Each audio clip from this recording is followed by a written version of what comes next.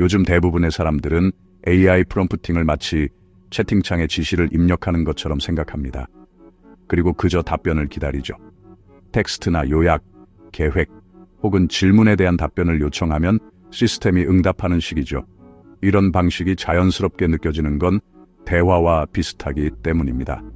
하지만 이러한 사고방식은 이미 오래된 것입니다. 앞으로 2년 안에 AI 시스템은 소프트웨어를 실행하고 파일을 수정하고 작업을 예약하고 시스템을 모니터링하며 승인 대기 없이 작은 결정들을 내리는 일이 점점 더 많아질 것입니다. 이런 일이 벌어지기 시작하면 모호한 지시 하나가 아무도 모르게 수십 번 반복될 수 있습니다.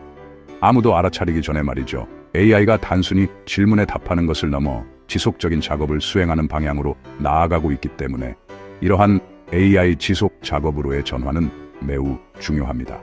AI 시스템이 반복적으로 행동할 수 있게 되면 프롬프트는 더 이상 가볍거나 대화형일 수 없습니다. 이제는 지시, 경계, 그리고 운영 규칙에 가까워져야 합니다. 이는 결코 작거나 표면적인 변화가 아닙니다. 이러한 변화는 사람들이 AI와 상호작용하는 방식, 오류가 발생하는 양상, 그리고 통제가 유지되는 방식까지 모두 바꿔놓고 있습니다. AI 시스템은 더 이상 질문에 답변하는 단순한 텍스트 생성기가 아닙니다. 이제는 입력값을 행동으로 전환하는 의사결정 엔진입니다. 현재로서는 이러한 시스템들이 만들어내는 대부분의 행동이 텍스트에 머물러 있지만 이러한 한계는 빠르게 사라지고 있습니다. 시스템이 반복적으로 행동할 수 있게 되면 하나의 프롬프트가 더 이상 단 하나의 결과만을 낳지 않습니다. 대신 그 프롬프트는 수십, 수백 가지의 후속 의사결정을 위한 씨앗이 됩니다. 프롬프트가 원래 해결하고자 했던 문제는 간단했습니다.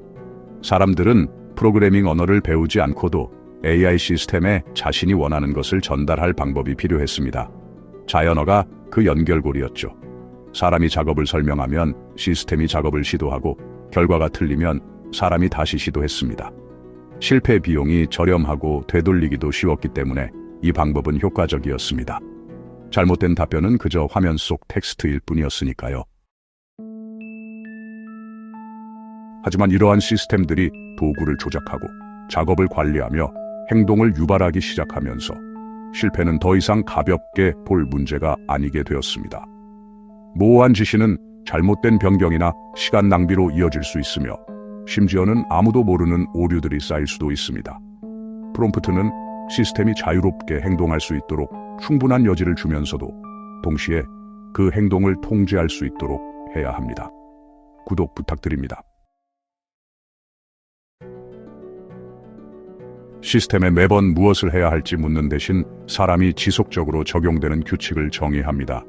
사람이 목표, 제약 조건, 우선순위, 그리고 중단 조건을 명시합니다. 시스템은 시간이 지나도 활성 상태를 유지하는 지침에 따라 지속적으로 작동합니다. 실제로 이는 프롬프트가 문장보다는 운영 지침처럼 보이기 시작한다는 것을 의미합니다. 인간은 시스템이 무엇을 건드릴 수 있고 무엇을 무시해야 하며 언제 멈춰서 도움을 요청해야 하는지 정의할 수 있습니다. 프롬프트는 더 이상 한 번 사용되고 버려지지 않습니다. 이는 시스템 구성의 일부가 됩니다. 이 구성은 변경될 때까지 시스템이 취하는 모든 행동을 결정합니다. 미사여구나 화려한 수식어는 중요성을 잃게 되죠. 정확성이 최우선이 됩니다. 짧고 명확한 문장은 아무리 우아한 설명보다도 훨씬 좋은 결과를 냅니다. 규칙 목록은 장황한 설명 문단보다 훨씬 효과적이죠. 이것은 시스템이 언어를 이해하는 능력을 잃어서가 아닙니다. 결국 인간은 예측 가능성을 필요로 하기 때문입니다. 시스템이 자동화되어 작동할 때 사람은 예외 상황에서 시스템이 어떻게 행동할지 정확히 알고 싶어 합니다. 모호한 언어는 불확실성을 만듭니다. 반면에 구조화된 지침은 이러한 불확실성을 줄여줍니다. 따라서 프롬프트는 설득보다는 한계와 제약을 정의하는 것에 가까워집니다. 요즘 사람들은 반응적으로 프롬프트를 사용합니다. 뭔가 잘못되면 프롬프트를 수정하죠. 하지만 가까운 미래에는 대부분의 작업이 미리 이루어질 겁니다. 시스템이 실행되기 전에 사람이 실패 모드를 미리 고민하는 거죠. 사람은 이런 질문들을 던집니다. 입력이 불완전하면 어떻게 될까? 두 가지 목표가 충돌하면 어떻게 될까? 그리고 시스템이 인식하지 못하는 것을 만나면 어떻게 될까? 프롬프트에는 이러한 질문에 대한 답이 포함되어 있습니다. 이러한 작업을 미리 해두면 처음에는 느리게 느껴질 수 있지만 나중에 작은 오류들이 길게 이어지는 것을 방지할 수 있습니다. 좋은 프롬프트는 아무것도 잘못되지 않고 고칠 필요도 없기 때문에 눈에 띄지 않습니다. 나쁜 프롬프트는 끊임없는 사람의 개입을 통해 드러납니다. 오늘날 프롬프트가 실패하면 결과는 명백히 잘못된 것입니다. 하지만 자율 시스템에서 프롬프트가 실패하면 그 실패는 미묘할 수 있습니다. 시스템이 합리적인 작업을 수행하지만 약간 어긋날 수 있습니다. 잘못된 작업을 우선순위에 두거나 잘못된 상황에 올바른 규칙을 적용하거나 중요한 것을 조용히 건너뛸 수 있습니다. 이러한 실패는 개별적인 행동이 명백히 잘못된 것처럼 보이지 않기 때문에 알아차리기가 더 어렵습니다. 그러므로 프롬프트에는 명시적인 확인과 에스컬레이션 조건이 포함되어야 합니다. 인간은 시스템에게 언제 멈춰야 할지, 언제 불확실성을 표시해야 할지 알려줍니다. 그리고 언제 인간 운영자에게 넘겨야 할지도요. 이러한 경계가 없으면 아무도 모르게 오류가 계속 쌓일 수 있습니다. 제약이 많으면 유연성은 떨어지게 됩니다. 제약이 적으면 그만큼 위험 부담이 커지죠. 사람이 시스템을 너무 꽉 조이면 느려지고 경직될 수 있습니다. 반대로 너무 느슨하게 풀면 예측 불가능해지고요. 한번 설정해두면 끝인 완벽한 균형점은 존재하지 않습니다. 모든 프롬프트는 인간이 실수를 어디까지 용인할 것인지에 대한 선택을 반영합니다. 이것이 바로 프롬프트가 상황에 따라 달라지는 이유입니다. 같은 시스템이라도 작업에 따라 매우 다른 규칙으로 실행될 수 있습니다. 프롬프트는 책임과 오류 허용 범위와 밀접하게 연결됩니다.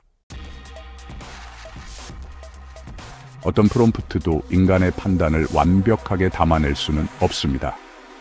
규칙이 충돌하거나 정보가 부족한 경우가 항상 발생할 수 있습니다. 이러한 시스템은 인간처럼 결과의 중요성을 이해하지 못합니다. 그들은 직관이 아닌 지시를 따를 뿐입니다. 프롬프트가 오류를 줄일 수는 있지만 그렇다고 오류를 완전히 없앨 수는 없습니다. 프롬프트의 이러한 한계는 기대치를 설정하게 합니다. 프롬프트는 AI를 완벽하게 만드는 것이 아닙니다. 실패를 관리 가능하고 눈에 보이게 만들어 수정할 수 있도록 하는 것입니다. 그러니 긴 프롬프트를 일일이 입력하는 대신 사용자들은 설정을 조절하고 지시 파일을 편집하며 권한을 변경할 겁니다. 대화형 인터페이스는 시스템 동작을 확인하고 어떤 일이 왜 일어났는지 묻거나 어쩌면 규칙을 조금 수정하는 공간이 될 겁니다. 프롬프트는 대화의 일부에서 시스템 설정의 일부로 전환될 것입니다. 대부분의 사용자에게는 그저 배경 속으로 사라지는 것이죠. 기본 설정이 대부분의 일을 처리해 줄 겁니다. 정말 복잡한 작업을 하는 사람들만이 프롬프트와 직접 상호작용하게 될 거예요. 마치 요즘에는 설정 파일을 직접 작성하는 사람이 거의 없는 것과 비슷하죠. 비록 그 파일들이 대부분의 소프트웨어 작동 방식을 조용히 제어하고 있지만 말이죠. 앞으로 몇 년은 대화형 프롬프트가 단순한 대화 기술이 아닌 제어 수단으로서의 프롬프트가 시작되는 시기가 될 것입니다. 시스템 자체는 본질적으로 동일하게 유지됩니다. 입력값을 행동으로 매핑하는 엔진이죠. 실제로 변하는 것은 실수로 인한 비용과 예측 가능성에 대한 필요성입니다. 프롬프트는 이러한 새로운 현실에 맞춰 변화합니다. 더 조용하고 더 엄격하며 훨씬 더 신중해지는 것이죠. 가장 빠르게 적응하는 사람들은 영리한 프롬프트를 작성하는 사람이 아닐 겁니다. 한계, 실패, 그리고 통제에 대해 신중하게 생각하는 사람들이죠. 시청해 주셔서 대단히 감사합니다. 좋아요와 구독 부탁드립니다.